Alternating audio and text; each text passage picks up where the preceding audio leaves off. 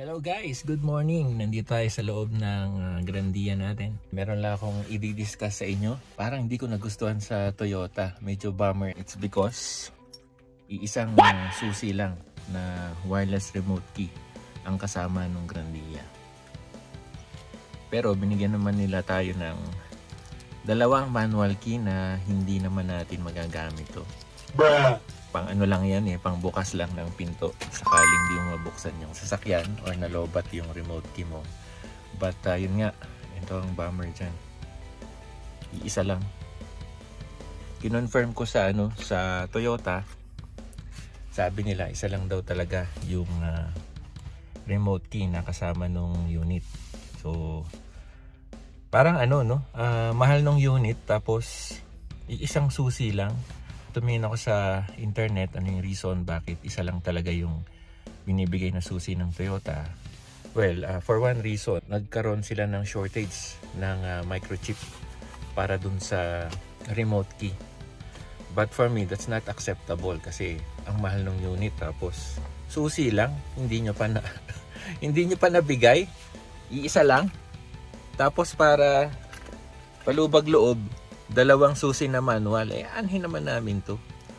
It's 2025, karamihan nga ng iba, hindi mo na kailangan ilabas yung susi mo Basta meron ka lang remote key, tulad ng Mitsubishi, Montero, Strada. Yan, puro wireless na yon. Ito, kailangan mo pang pindutin walang pindutan sa labas, para kahit may susi ka, pipindutin mo lang, mag-unlock na yung sasakyan. For this case, sa Grandia, hindi po. Kailangan mong pindutin itong remote key para mag-unlock. Unlike sa, yun nga, nakasanayan natin sa Mitsubishi, sa Montero and Strada, hindi mo na kailangan pindutin to kasi may pindutan yung pintuan para magbukas na itong sasakyan. But in this case, wala kailangan mong pindutin to. Siyempre, in the future, kailangan mo talaga ng duplicate. Paano kung hiramin ng misis mo yung sasakyan or ng family member mo tapos nawala nila yung primary key o wala ka na. Ang solusyon dyan, may kinontak kasi tayo na na gumagawa ng duplicate key. Papunta nga sila dito right now today para mag-duplicate ng key. Kasi sa kasa, nagtanong ako, magkano yung key? Key pa lang it's around 14,000 plus pesos. And then plus 2,500 programming. That's as per as per Toyota. Pwede kong i-share sa inyo yung text nila sa akin. Ganun kamahal.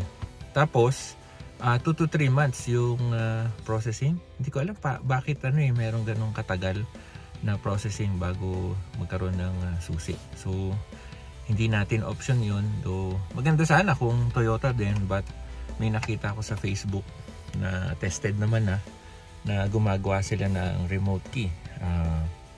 Remote, at the same time nagagamit yung susi para i-start yung sasakyan. So mamaya papakita ko sa inyo, pupunta kasi sila dito para kopyahin yung yung primary key natin. They just need the frequency probably of the transponder, our primary key. Yan ang importante para makopya yung frequency niyan at makilala ng sasakyan natin. Iniintay lang natin yung gagawa. Standby habang nag-iintay tayo yung locksmith natin. I guess nandito na yung gagawa ng susi. Alright. Kayo ba gagawa ng susi? Alright. Okay. Ito na sila. Ito yung gagawa ng duplicate key natin. Ito yung remote na key. Hindi itong duplicate na manual key but the wireless version. Sir, pakilala kayo? Ako po si Rolando Lanto. Okay. Brian Castellano po. Yung yung Facebook page nyo, saan natin mahanap? Baguio Auto Locksmith po. Magpagawa bago mawala. Yan yung nakikita ko sa video nila. Kanina umaga lang nakita ko yung video nila and I'm glad na meron silang home service. So you don't need to, problema pa. Lalo sa Baguio, ang hirap mag-park.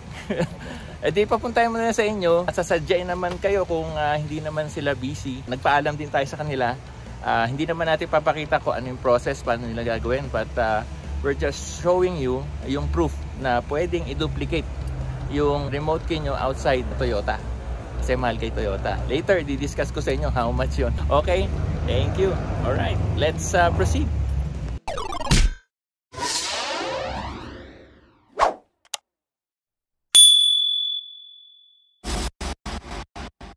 Guys, mamimili pa tayo. Alin dito? Ay, nakita ko sa video parang ito eh.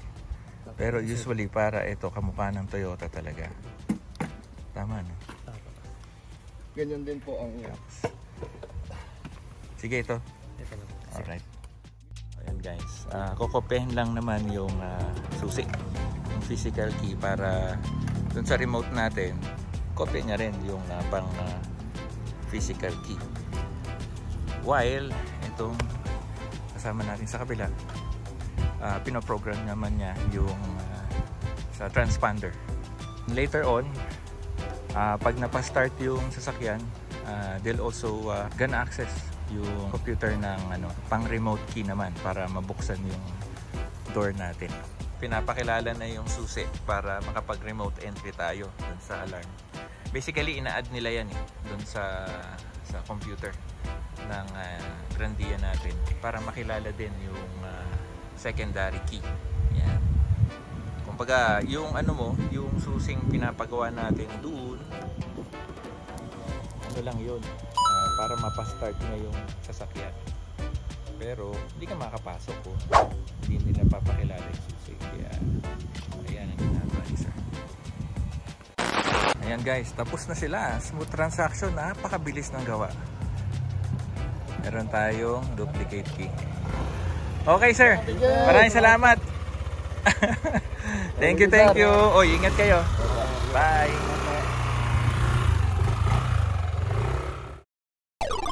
Ito yata yung pinakamabilis na na transaction na nangyari sa akin sa tanang buhay ko. Itong gumagawa nung duplicate key. Parang kinontak ko sila kaninang 7:30. Nag-chat kami, tapos nung nag-offer sila ng home service, sabi niya, gusto mo sir home service? So siyempre tuwa ako kasi hindi pa natin ito mailabas, wala pa tong mga papeles, wala pang ORCR yan. Resibo lang yung nandyan ng Toyota. So given ako ng 1 week, but nag-lapse na 1 week na, Wednesday na ngayon, kaya hindi natin siya mailalabas para magpagawa ng duplicate key. Kaya nag-offer sila, nag-home service daw sila. Ayun na nga, punta dito 9 o'clock, 9 in the morning. So anong oras na ngayon? Ayun, dumating sila dito before 9 and natapos sila 9:20. Imaginin mo yun. Napakatulin. Ang bilis. Kasi dalawa sila eh. Yung isa gumagawa ng physical key, ng manual key kasi nagdo-duplicate sila. Tapos yung isa nagpo-programming. So dalawa yung process na ginawa sa electronic side. Yung una, nilagyan ng yung para makilala ng transponder ng Toyota, yung yung susi. Kailangan nun, yung chip na yun, yung maliit. After that, in-access nila yung immobilizer para makilala yung susi, para makapasok tayo sa loob ng sasakyan using the duplicate remote key. So, ngayon, magte-testing tayo ngayon guys. Tingnan natin kung mag-work. Yung natin, yung stock. Ito yung binigay ni Toyota. Ilalak natin siya. Yan. And then, gagawin natin, itong mga keys, ilalayo natin to mga few meters away dun. Ilagay natin doon. Dali natin doon ngayon. Ayan, lagay ko na sa loob ng bahay. Para at least malayo. Alam natin na isolated. Kung meron mang nadidetect yung sasakyan, dapat ang madetect niya yung duplicate. So, ang dala ko yung duplicate na key. So, let's go. Kaya ang napili natin, kung titingnan nyo, ganito yung susi ng ng Innova. Parehong-pareho. Kaya ito yung napili ko. Based dun sa gumawa ng duplicate na key, ito rin daw yung ginagamit ng Toyota. Ayan. So ayan na. So papunta na tayo sa sasakyan. Tingnan natin kung mabubuksan niya itong ating sasakyan. Flip. Kahit nga hindi i-flip, okay lang. Pero yun nga, i-start din natin. So try natin buksan using the remote key. Yun. O di nabuksan natin, pasok na tayo. Ang second na test naman natin is mapapastart ba nito itong sasakyan natin. Kasi since in-access nila yung immobilizer, napakilala na itong susi na to. dun sa immobilizer, dapat mag-work to, mag-start. Ayan. Okay. Ayan na. Start na natin. Yes! Okay na. Yan nating duplicate key. Ano masasabi nyo guys? Sa murang halaga. Yan. O, diba?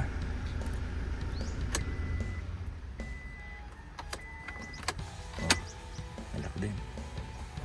Kabilang side naman kasi dalawa yan. Kabilang side. Ganun ulit. Tingnan natin kung mag-work smoothly. Pasok, diba?